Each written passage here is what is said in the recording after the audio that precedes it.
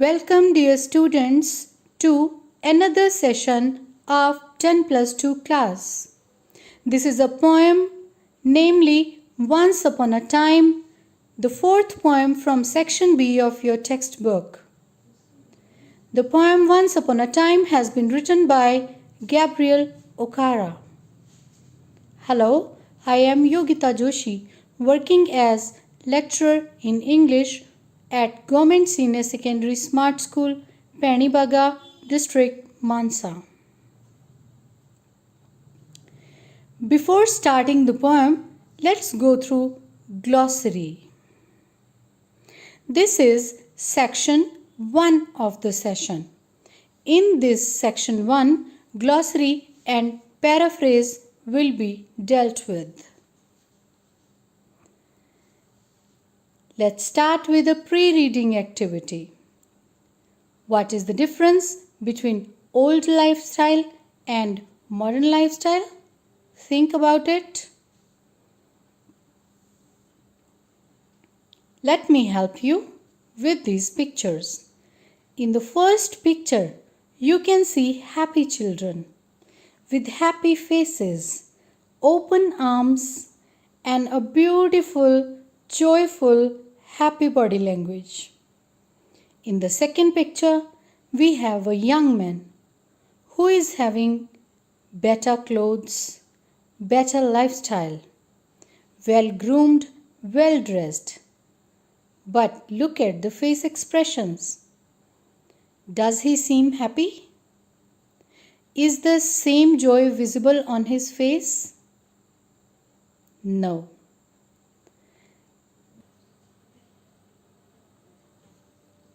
Let us explore the major differences.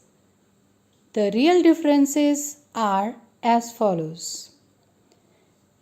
Real versus artificial, contented versus desperate, happy versus stressed, compassionate versus cold. The people in the older days were real, contented, happy and compassionate, while the modern people behave artificially. That is why they are desperate, stressed and cold. This is the base of the entire poem. Let's meet our author. Let's know about the poet Gabriel Imomotimi Okara. He was a Nigerian poet and novelist who was born in Bumondi in Yenagoa in Nigeria. He was born on 24th April 1921 in Nigeria and he died on 25th March 2019 in Nigeria. Some of his most famous books are The Voice, The Fisherman's Invocation, and The Dreamer. He grabbed many awards during his lifetime. But the most important is Nigeria Prize for Literature, the highest award of Nigeria. His education was from Northwestern University, Yaba College, Government College, Umuahia.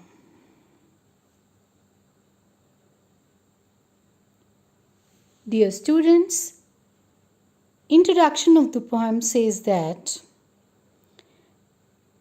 Nigerian poet Gabriel Okara written this poem in which he laments the lost innocence of youth. In it, he condemns the hypocrisy of adults hemmed in and constrained by rules and conventions, adopting masks for different occasions for lying, cheating, and betraying, whereas childhood are portrayed as epitome of happiness. Childhood is portrayed as a time of honest laughter and spontaneity. Let's enter the glossary part. All these words have been used in the poem. Let's understand their meaning. so that we can have a better understanding of the entire text. Ice block cold eyes. It means a look showing no emotions. That is a cold look. Second, conforming. It means behaving or thinking in the same way as most other people in a group or society do. Number 3, portrait. It has two meanings. First, a painting, drawing, or a photograph of a person, especially of the head and shoulders. Number 2, a detailed description of something. Not with colors but with words. Next word is riddance. It means an unkind way of saying that you are pleased that somebody has gone. Last word is fangs. It means long sharp teeth at the front of a snake's mouth. I will pronounce these words for you.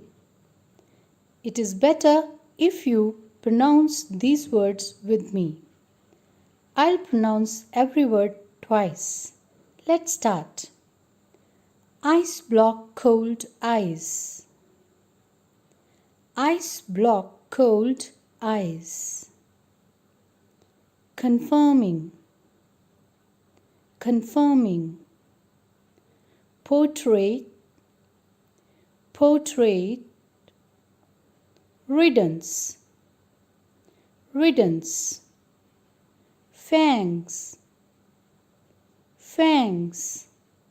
Beautiful. Let's move further. It's time to enjoy recitation. Let us enjoy recitation of the complete poem. Once upon a time, son, they used to laugh with their hearts and laugh with their eyes, but now they only laugh with their teeth. While their eyes block cold eyes, search behind my shadow. There was a time indeed they used to shake hands with their hearts, but that's gone, son. Now they shake hands without hearts, while their left hands search my empty pockets. Feel at home, come again, they say. And when I come again and feel at home, once, twice, there will be no thrice, for then I find doors shut on me. So, I have learned many things, son. I have learned to wear many faces like dresses. Home face, office face, street face, host face, cocktail face, with all their confirming smiles like a fixed portrait smile. And I have learned to laugh with only my teeth and shake hands without my heart. I have also learned to say goodbye when I mean good riddance. To say glad to meet you without being glad. And to say it has been nice talking to you after being bored. But believe me, son, I want to be what I used to be when I was like you. I want to unlearn all these muting things. Most of all, I want to relearn how to laugh. For my laugh in the mirror shows only my teeth, like a snake's bare fangs. So, show me, son, how to laugh. Show me how I used to laugh and smile once upon a time when I was like you. Once upon a time when I was like you. Dear students, I hope you enjoyed the entire poem. It is a beautiful poem in which the ideas have been conveyed using beautiful imagery. Let's understand the entire poem stanza-wise. Before starting the first stanza, look at the picture. Two persons are talking. They are happy. They are smiling. They have open body languages.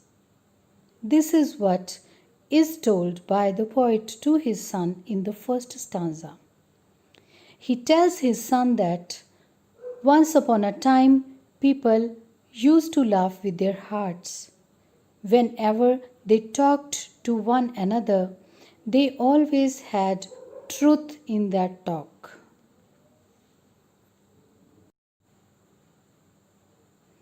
But now, people laugh only with their teeth. It means their eyes don't show any joy. Their bodies don't show any joy. There was a time when people were real, when they were shaking hands. They were shaking hands with their hearts. But the poet says that, dear son, those days are gone. In the next stanza, look at the picture. We have a closed door. Now they shake hands without hearts, while their left hands search my empty pockets. The poet says that if they shake one hand with me, another hand is finding out how rich I am. People often say, feel at home, come again. But when I come again and feel at home, the poet says that he only goes once or twice, because when he visits someone thrice or the third time, he finds the doors shut on him. People make excuses and do not welcome the poem third time. So in next stanza, the poet confesses in front of his son that he has also learned this conforming and artificial behavior. He also behaves to please other people. The poet confesses that he is also fond of wearing faces like dresses like all other people to avoid any kind of conflict. The poet says that these days people have home face, office face, street face, host face, cocktail face. It means according to the situation, they portray their personality. And that personality is according to the expectations of the group that they are going to deal with. Their smiles are conforming, as you can see in the picture. The girl's smile is like a fixed portrait smile, that is a dead smile, that is without any real joy. While her inner face, her real face, shows the feelings of restlessness, irritability, distress. In the next stanza, the poet is saying that after learning wearing all these faces, now when I laugh, I can see only my teeth. There's no joy in my eyes and my body. The poet confesses that he also shakes hands without heart.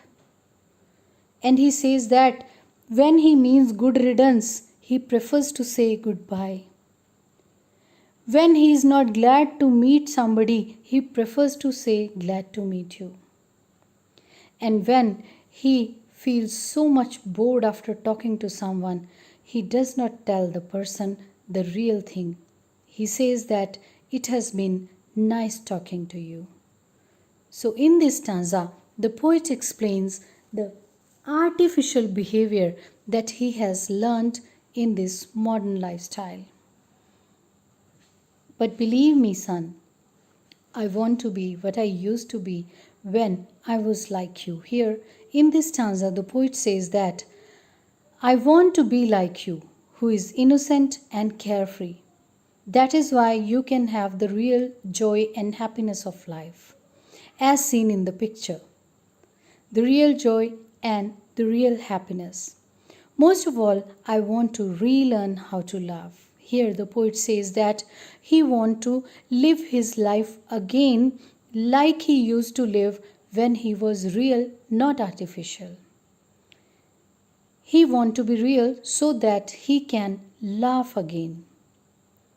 And he wants that mirror should show his real laughter, because now his laugh is showing only his teeth, and he has compared his teeth to the snake's bare fangs.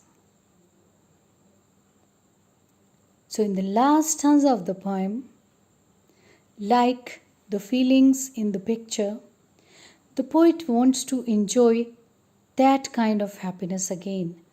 So he requests his son to show him how to laugh, to help him relearn how to laugh and smile in a real and authentic way, as he used to smile once upon a time when he was like his son, when he was a child, when he was innocent, when he was real. So that is the complete meaning of the poem. I hope you enjoyed it. Let's conclude. All these are ideas contained in the poem. The poem is about hypocrisy. The poem says that hypocrisy is the real cause of stress in modern life. The true happiness is in being simple and real. The poet gives the message of being innocent like a child to enjoy the real place of life. As we can see in the picture, a father and a son are enjoying the company of each other. Now, I have a little task for you that you will do at your home. You will write one sentence for each word discussed in the glossary. Easy. Let's move further. Recapitulation time. This is very interesting activity and a very short activity. I have written 3 words which are incomplete, and I have written only vowels for you. Try to guess this word at the count of 5. 1, 2, 3, 4, 5. Time up. Let's check. Hypocrisy. So the right answer to this blank is hypocrisy. Interesting? Let's see the second word. Guess the following words. 1, 2, 3, 4, 5. Time up. Let's check. Portrait. We have discussed the 2 meanings of portrait. You can look in the glossary. Dear students, the glossary is also available in your textbooks. The last word. 1, 2, 3, 4, 5. Let's check. Laughter. Laughter. Interesting activity was there. Now moving on to the comprehension questions. These questions will be a part of your examination, and these are text-based. First question is, give the central idea of the poem. Dear students, I am sure that now you can write a central idea at your own. For your help, I have written a small write-up for you. Let me tell you. This poem highlights the fake lifestyle of modern man. The poet is talking to his son about his frustration of hypocritical modern life. He says that people have forgotten how to smile real.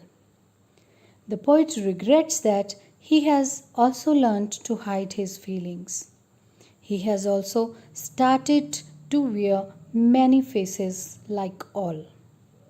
People don't behave authentic. He laments upon the difference between real feelings and behavior of modern people. All this suffocates him.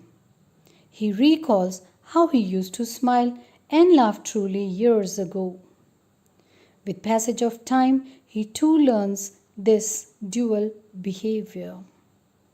He feels that modern people have many faces. They express their fake joy and love while they feel hate and irritation deep inside. The poet requests his son to help him to go back to his old, real behavior as he wants to feel that joy again. He wants to laugh loudly and feel compassionate all over again. He wants to unlearn this artificiality.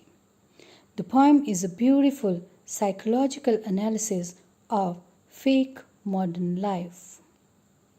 So the entire poem revolves around the idea of artificial versus real and authentic versus conforming behavior.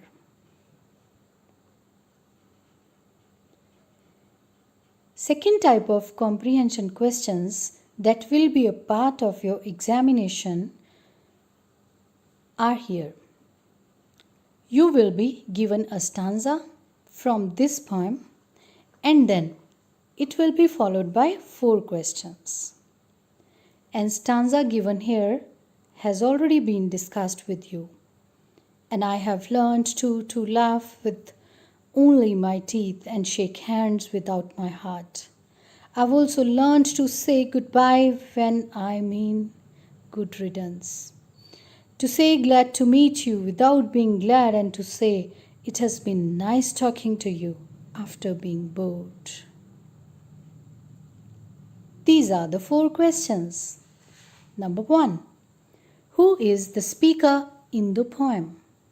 Number 2. What has the poet learned to do with his feelings?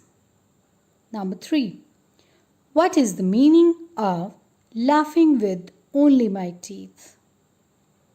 The last question, what kind of life is the poet living? Let me reveal the answers to you. Dear students, try to guess who is the speaker in the poem. Yes, the poet is the speaker in the poem, and he is playing the role of a father talking to his son. Number 2. What has the poet learned to do with his feelings? The answer is the poet has learned to hide his true feelings and act fake in front of others. It means he has learned the artificial behavior of modern people. Third question. What is the meaning of laughing with only my teeth? It means when a person smiles artificially to be nice to others while actually he is feeling negative deep inside. The last question. What kind of life is the poet living? The poet is living a dual and hypocritical life. This life lacks joy. The smiles are artificial all the time. Such life is really suffocating to the poet. The second stanza. But believe me, son, I want to be what I used to be when I was like you. I want to unlearn all these muting things. Most of all, I want to relearn how to laugh. For my laugh in the mirror shows only my teeth like a snake's bare fangs. Dear students, this stanza has already been discussed. Now I will reveal the 4 questions and I will give you the answers for first 3 questions. For the 4th question, I will give you initial line and you will complete that question at your own. These are the 4 questions. Whom is the poet talking to? What are the things the poet wants to unlearn?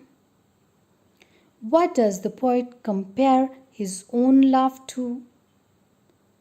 Write the significance of the title Once Upon a Time. Let's check the answers.